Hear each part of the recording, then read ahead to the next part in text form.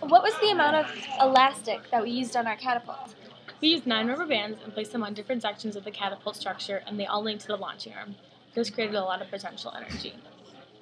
What was the amount of mass in our catapult and the relationship to the ability to launch the projectile? The mass of our catapult needs to be able to support the projectile. The projectile needed to have enough mass to knock over the medieval tower. This means that the mass of the catapult has to be able to store enough energy to transfer the momentum to the projectile.